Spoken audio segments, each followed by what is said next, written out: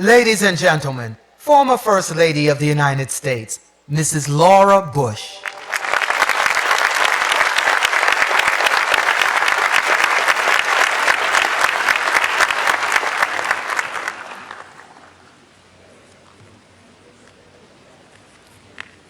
I'm thrilled to be here today. This is such a really terrific day.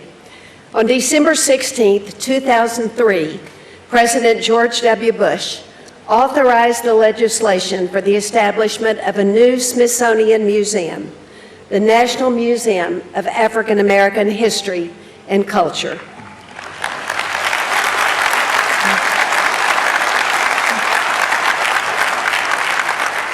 When I toured the museum with Dr. Lonnie Bunch last week, we reminisced about those beginning days of the museum. The legislation had been authorized. The site had been secured. Lonnie had been hired as the museum's director.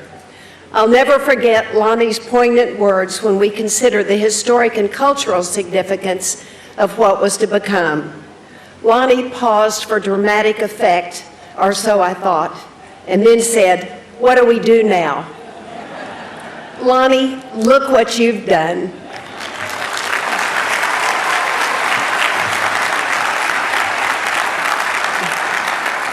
You and your team have truly achieved a monumental achievement. Congratulations.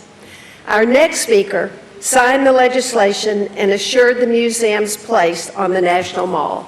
My husband, President George W. Bush.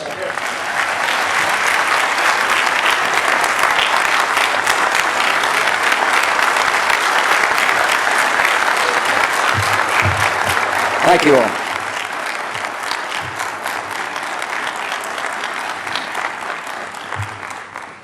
Thank you, darling. Laura's been very much engaged in this museum for a long time. She sits on the board, and we're honored to be here. My first reaction is, I hope all our fellow citizens come and look at this place. It is fabulous.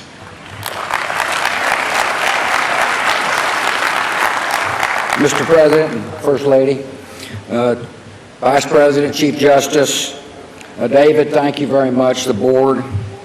I do want to give a shout out to Lonnie. It's really important to understand this project would not and could not have happened without his drive, his energy, and his optimism.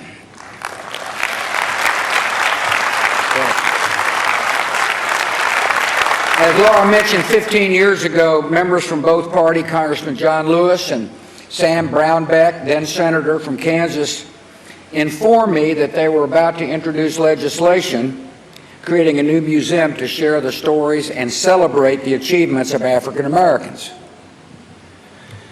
You know, it'd be fair to say that the Congress and I did not always see eye to eye, if you know what I mean, Mr. President. But this is one issue where we strongly agreed. I was honored to sign the bill authorizing the construction of this national treasure. And I'm pleased it now stands where it has always belonged, on the National Mall.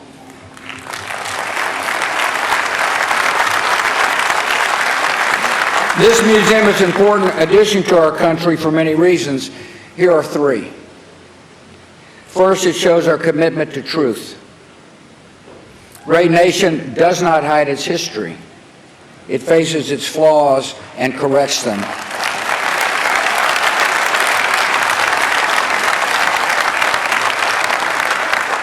This museum tells the truth that a country founded on the promise of liberty held millions in chains, that the price of our union was America's original sin.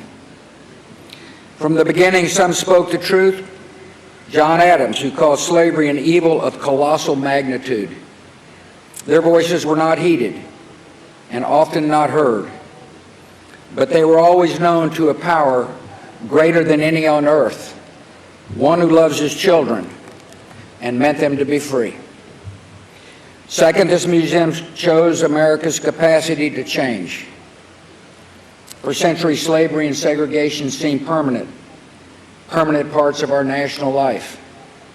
But not to Nat Turner, Frederick Douglass, Harriet Tubman, Rosa Parks, or Martin Luther King Jr.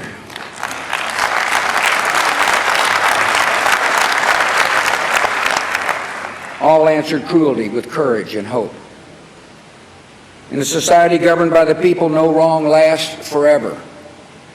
After struggle and sacrifice, the American people, acting through the most democratic of means, amended the Constitution that originally treated slaves as 3/5 of a person to guarantee equal protection of the laws. After a decade of struggle, Civil Rights Acts and Voting Rights Acts were finally enacted. Even today, the journey toward justice is still not complete, but this museum will inspire us to go farther and get there faster. And finally, the museum showcases the talent of some of our finest Americans. The galleries celebrate not only African American equality, but African American greatness. I can't help but note that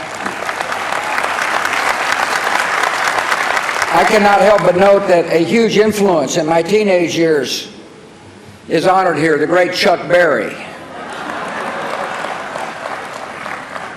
Or my baseball idol, growing up in far West Texas, the great Willie Mays.